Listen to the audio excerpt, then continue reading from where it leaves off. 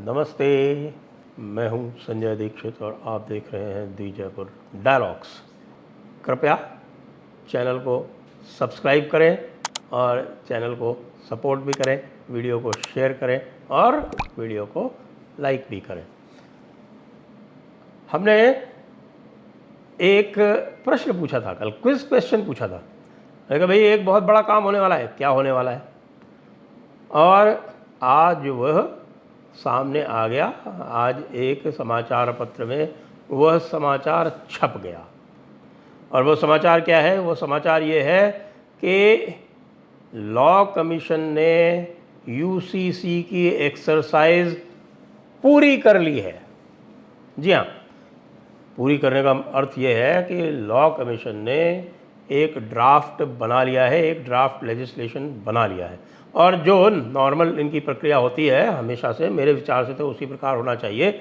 और वो ये है कि वे इस लेजिस्लेशन को, ड्राफ्ट लेजिस्लेशन को संभवतः पब्लिक डिस्कशन के लिए रखेंगे और पब्लिक डिस्कशन के बाद फिर इसको वे, मुझे जो लग रहा है क्योंकि हम जून में चल रहे हैं, तो पब्लिक डिस्कशन अगर हो जाएगा तो उसको वो मानसून सेशन के पहले वे सरकार को दे सकते हैं, सरकार को सुपुर्द कर सकते हैं और फिर सरकार उसके ऊपर विचार करके यूसीसी को लागू कर सकती है, या तो मानसून सत्र में ही लागू कर दे या कम से कम मानसून सत्र में इंट्रोड्यूस कर दे, सिलेक्ट कमेटी को भेज दे और सिलेक्ट कमेटी को भेजने के उपरांत तो फिर जो विंटर सेशन होगा उसमें उसको फाइनली लागू कर दे। तो अब यह कितना बड़ा प्रश्न है। देखिए, किसी भी कम्युनिटी को इससे कोई समस्या नहीं है, क्योंकि जहाँ तक हिंदू धर्म का प्रश्न है तो हिंदू कोड बिल तो पहले से ही पूरा हो चुका है, उसमें कुछ अब करने की आवश्यकता नहीं है। कुछ लोगों को ये लग रहा है कि साहब कि ये कोई नया कानून बनेगा। जी नहीं, ये एक नया कानून बनाने की यहाँ आवश्यकता नहीं है। यहाँ पर केवल एक ऐसा कानून बनाने की आवश्यकता है जिसमें यह स्पष्ट कर दिया जाए कि सभी धर्म और मजहब के जो पर्सनल लॉज हैं, जो व्यक्तिगत कानून हैं, वे एक ही सिद्धांत का अनुसरण करेंगे। और वह एक सिद्धांत क्या होंगे, एक सिद्धांत किस किस क्षेत्र में होंगे? देखिए, बार बार ये आता है, ये प्रश्न आता है कि साहब ये हमारे मज़हब का मामला है, इसमें हम किसी भी प्रकार के हस्तक्षेप बर्दाश्त नहीं करेंगे और आर्टिकल 25 में हमारे सारे के सारे हक जो हैं, हमारे मजहबी हक जो है वो पूरी तरह से महफूज किए हुए हैं, इसलिए हमारे किसी भी मजहबी हक में किसी भी तरह का कोई इंटरफेरेंस नहीं किया जा सकता, हस्तक्षेप नहीं किया जा सकता। ये कौन बोलेगा? केवल एक मज़हब जिसे बोलते हैं, यानी कि इस्लाम वाले बोलेंगे, क्योंकि किसी और को इससे कोई समस्या नहीं है।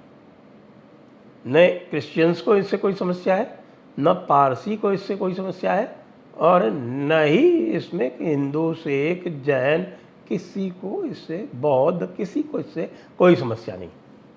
वैसे भी सिख, जैन और बौद्ध पर तो वैसे भी जो हिंदू कोड बिल है वो पूरा का पूरा लागू होता है। अब इस पे बहुत सारे कुतर्क भी आते हैं, उनकी बात हम बाद में करेंगे। पहले तो हम बात ये करें कि जो ये मुख्य इसके ऊपर आक्षेप आने वाला है कि साहब ये आर्टिकल 25 में हमारे जो अधिकार सुरक्षित किए गए हैं उनका क्या होगा।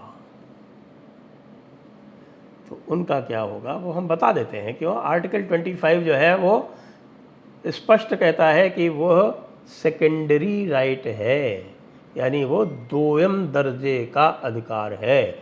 जब आर्टिकल 25 के आरंभ में ही लिखा हुआ है subject to public order, health and morality and subject to other rights given in this part, यानी कि जो आपका धर्म स्वातंत्र का अधिकार है वह सब्जेक्ट टू है, यानी वह अधीन है किसके? पब्लिक ऑर्डर के, लोक व्यवस्था जिसको बोलते हैं, और हेल्थ, मोरालिटी। हम मोरालिटी का अलग अलग लोग इसकी व्याख्या करते हैं, लेकिन पब्लिक मोरालिटी कह सकते हैं इसको, यदि कॉन्स्टिट्यूशनल मोरालिटी भी कहेंगे तो भी कोई विशेष अंतर नहीं पड़ेगा। और subject to other rights in this part. और अदर राइट्स क्या है भाई? उसमें है राइट टू इक्वालिटी। मतलब ये हुआ कि यदि आप इसमें विशेष जो आएगा यूसीसी में वो इक्वालिटी से संबंधित ही होगा, यानी कि महिला और पुरुष को बराबरी का अधिकार मिले। किसमें? Marriage and divorce. जी, एक ये मैरिज एंड डिवोर्स। दूसरा सक्सेशन एंड इनहेरिटेंस, यानी सबसे पहले शादी और तलाक की बात हुई, उसके बाद फिर सक्सेशन यानी कि जो आपका जो प्रॉपर्टी इनहेरिट होती है, जो आप अपने पिता से जो प्रॉपर्टी आपको मिलती है वंशानुगत, वो तो सक्सेशन एंड इनहेरिटेंस। तीसरा है गार्जियनशिप और चौथा है अडॉप्शन। तो इसको आप 4 अंग मान लें या आप इसको 6 अंग मान लें।